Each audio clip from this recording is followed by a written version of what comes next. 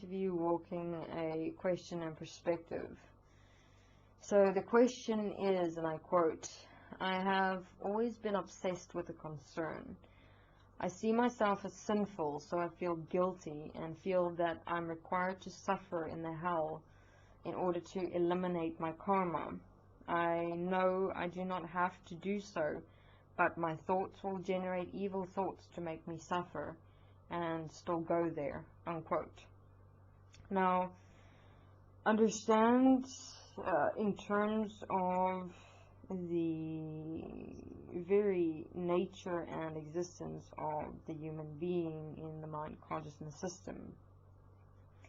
I mean, if every human being were so concerned regarding their evil nature within themselves, within their minds, in the real evil that goes on in all of human beings' minds, where, you know, they'd go into the guilt of feeling that they have to suffer in hell for what they have accepted and allowed within themselves.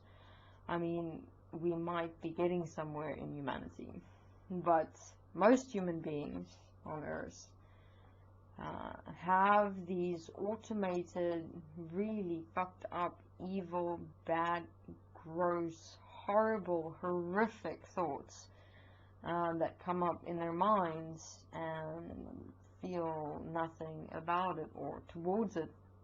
I mean, other human beings simply cannot handle it, and really does essentially in their awareness switch off and just let the mind completely take over and possess, which takes them into becoming the living manifestation of such evil thoughts or manifestations or fantasies or experiences within them.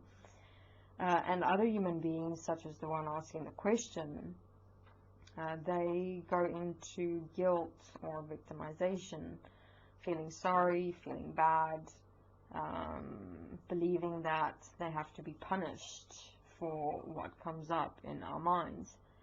Now, the main reason why one would go to such a point where you feel you have to suffer or be punished for what goes on in your mind is within the existence of the polarity of good and evil and right and wrong, where essentially understand in terms of the morality that exists within human beings. Why was morality placed within this is good, this is bad, this is right, this is wrong? Within all the varying cultures, countries, societies, populations, you have various rules, regulations, and laws with regards to good, bad, right, wrong. I mean, it's even within the manifestation of this earth with regarding the varying degrees to which various cultures, societies, nations, groups, countries would define good, bad, right, wrong. And that whole system within and on earth was manifested to regulate and control human beings. I mean, in the emergence of human civilization on earth, I mean, imagine you were a handful of people that had to take responsibility for and direct a massive amount of people.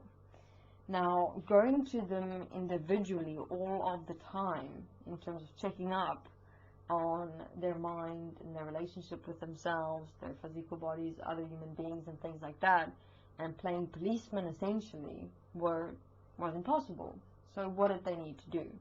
Place in a system that would regulate their behavior within and on this earth, with each other, within their relationships and things like that. So, I mean, most people can moderate this reality between good, bad, and right and wrong within their minds. The system that had been set up to regulate and control their behavior, their interaction. But what has never been taken into consideration is the multidimensional dynamics of the mind consciousness system. So you've got this simple system of what's right and what's wrong, but your entire mind and how it exists does not in fact exist within a morality of right and wrong.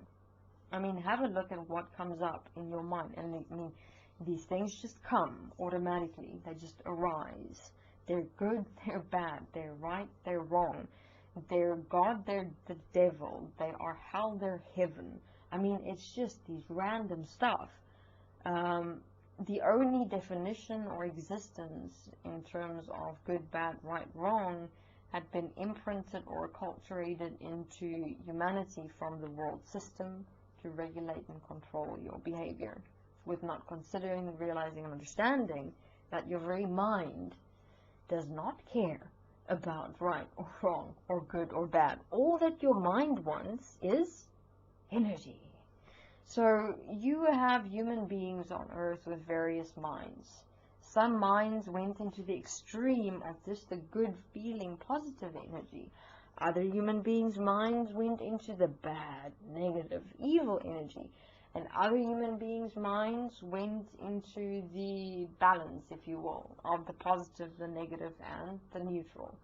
I mean, other human beings' minds just went into the neutral. Other human beings' minds just completely went insane, essentially, in terms of mixing good, bad, positive, neutral, negative, and all sorts of other energies that could be produced within the mind. So understand thus that in terms of you feeling like a really bad, evil, sinful person within yourself, when it's just thoughts that's coming up within you, it only simply means that your mind consciousness system really likes the negative energy experience. So it will do and bring up in your conscious mind whatever will make you experience yourself as shit and fucked up and bad and wrong and real, all of the negative energy experiences. That's all that it means, because you would thus have within your life trained in your mind where your life experiences on earth caused you to essentially in your mind train your mind to only exist within the negative energy experience. Other human beings, according to their life circumstances, would do what? Train their mind to only experience the positive energy experience. Other human beings would, dependent on their life experience, train their mind to moderate between the positive, the neutral, and the negative. Other human beings whose minds disconnected, switched off, possessed, completely took over within and according to their life experiences, trained their mind according to the manifestations and processes of madness or insanity or just completely disconnected from actual physical reality. So thus, again, within this context, if one have a look at the question, it is not that you are sinful within who you are. It is not that you are evil within who you are, meaning, as we've walked in the previous interview, and we'll link it to this interview that we're doing now, we have walked that specificity in terms of how, if one have conscious mind thoughts coming up that are evil, it is the thoughts themselves that's evil. It doesn't mean that one thought is defining the entirety of who you are within yourself and your beingness. So I suggest, if one haven't yet listened to the previous interview, do so just to get context for what we had in detail walked within that interview regarding our definition to ourselves and our minds. And, in terms of seeing yourself as sinful is again a thought manifestation. Seeing yourself as sinful, there's knowledge, there's information, there's energy, there's thinking processes involved, there's internal conversations. So all of this experience of seeing self as sinful, going into guilt and requiring to suffer in hell, to eliminate one's karma, and, you know, seeing the thoughts as evil and they're making you suffer and all those things, is simply accepting and allowing self to again have the mind tell you who you are and you're believing it. And if one's mind is going into all such directions of being evil or being sinful, it is simply within, according to how one had accepted and allow self to create and program and manifest one's mind throughout life. In terms of assisting and supporting self with words and definitions of words and the knowledge and information of words and our reactions to words.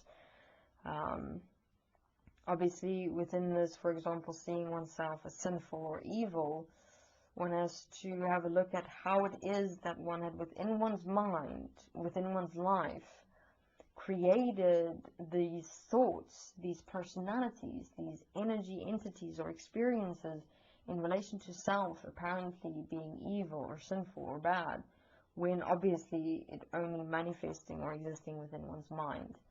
I mean, it is a whole another story, obviously, when one had gone and done a deliberate act toward another living human being, or unto and toward an actual living manifestation of this earth, where you'd gone into the, you know, physical action of abuse, the evil, the bad, the wrong that I'm speaking of here is only within the context of what come up as thoughts in your mind. This is the process how you walk through it within that context of it only coming up in your mind. I mean, when one had taken it to physical action, that's a whole other ball game. So I suggest, even before it goes there, I mean, your mind can take over and possess one as an energy experience to quite extremes. So therefore, rather assist and support self to become the directive principle of yourself in your life, and not have energy control you for you. So you've got to assist and support yourself in having a look at, within your life, what made you believe that you're sinful or that you're evil? Where did you read it from? Where did you hear it from? Who said it to you? Why did they say it to you? What religions, spiritualities? I mean, who and what in your life did you believe that said to you, this is who you are or how you are and what you are, and you simply allowed that person, that conversation, that book, those words to have power over you. So understand that one can only also exist within this experience of being evil or bad or sinful within thoughts that's coming up in your mind if you haven't made a decision within yourself of who you are. As we have pointed within the previous interviews, to stand within the decision of life, of equality and oneness, to walk your process in and as the physical as breath. Because as you walk here, and these thoughts are coming up of, like all these voices even in your head is coming up, you're bad, you're wrong, you're sinful, you're evil, you're going to go to hell, and all these things, you're just going to kind of look at them and start going, nope, that's not who I am. I do not accept and allow these thoughts to have control and power over me. Now, obviously, to get to that point where one can stand within such a statement within yourself of saying, no, I don't accept and allow these thoughts, is to walk your process of writing and self-forgiveness. Walk your timeline throughout your life. Where in your life did you all of a sudden start believing you're sinful and evil? That made you go into this whole self-victimization, self-pitying process where you think you have to go to hell and burn for eternity, and things like that. And where is all of this happening? It's only happening in the confines of within and as your own mind, with knowledge and information, memories, energies, thoughts. And again, as we've mentioned in the other interview, how can these things only be coming up and worsening and becoming more extensive? Is if you give your conscious mind's thoughts attention. It all starts there, people. That one simple point of just giving your conscious mind attention. And if you follow that attention and you give the mind more power, and more power, ooh, that mind can take you down the whirlwind of abyss within you. Discipline yourself from that one simple point. It is in the simple, the small, where all things really in fact start. I mean, many see the mind as this massive thing that has to be taken on. No, you only experience it as massive because of the amount of energy you're giving it. I mean, the mind can also only function one point at a time. It's really very limited. So take it from the small, just that one point, stopping participation, breathing, writing, self-forgiveness, self-corrective application, one point at a time. And you'll even realize an interesting thing within that. In your writing and your self-forgiveness, your self-corrective application, you become faster than the mind itself. You quantify your process because you're in writing and self-forgiveness taking on a whole network, a whole personality, one entire point that took the mind quite some many time or years to construct within the multidimensionality of its existence. So, I mean, don't underestimate the power of the small, the simple, the seeming menial tasks and things that has to be done. I mean, you'll only have a resistance to writing, to self-forgiveness and self-corrective application if the mind has got you in its energy experience. Because what is resistance?